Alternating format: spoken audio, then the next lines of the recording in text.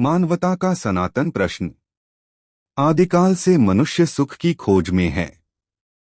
उसने महल बनाए, युद्ध लड़े, धन संग्रह किया, फिर भी शांति नहीं मिली। आज भी बिजली, इंटरनेट और आधुनिकता के युग में वही प्रश्न गूंजता है। जीवन में दुख क्यों है और इसका अंत कैसे होगा?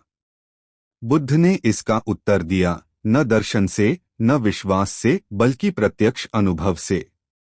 और अनुभव का साधन है विपश्यना ध्यान। विपश्यना का अर्थ है विशेष देखना, गहन अवलोकन करना। यह कल्पना नहीं, यह मंत्रोच्चार नहीं, यह तंद्रा नहीं।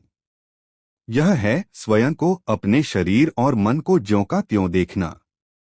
बुद्ध ने नया धर्म नहीं बनाया।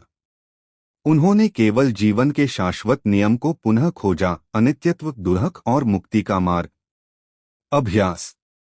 विपश्यना की शुरुआत आनापान से होती है, स्वाभाविक श्वास का अवलोकन। श्वास सरल है, सबके लिए समान है, हर समय उपलब्ध है।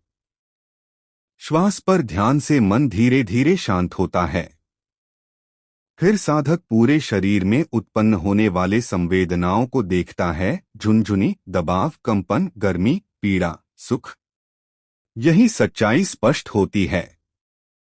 हर संवेदना उठती है और मिटती है। उसे देखकर बिना लोभद्वेष के साधक अनिच्चा का सत्य अनुभव करता है। परिवर्तन। विपश्यना केवल आंखें बंद कर बैठना नहीं है। यह मन की शल्यक्रिया है। क्रोध, लोभ, अहंकार, भय, ये गहरे विष हैं। जागरूकता और समता से ये धीरे धीरे कटते जाते हैं।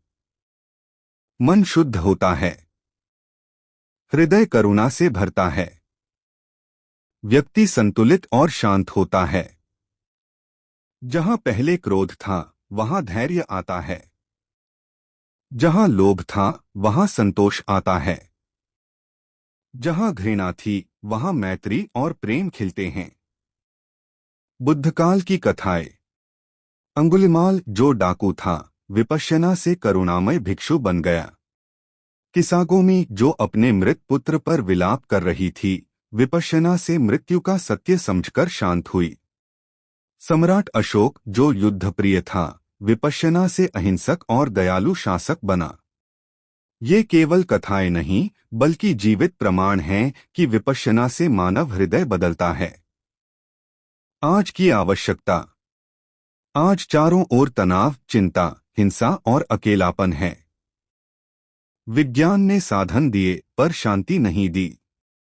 विपश्यना वही खोई हुई कुंजी है जो हमें भीतर से जोड़ती है, शुद्ध करती है और शांति का प्रसार करती है। विज्ञान और विपश्यना। आधुनिक विज्ञान अब सिद्ध कर रहा है, मस्तिष्क ध्यान से बदलता है, न्यूरोप्लास्टिसिटी।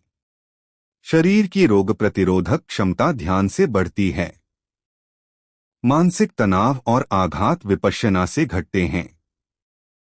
बुद्ध बाहरी विज्ञान के विरोधी नहीं थे, वे तो भीतरी विज्ञान के महाविज्ञानी थे।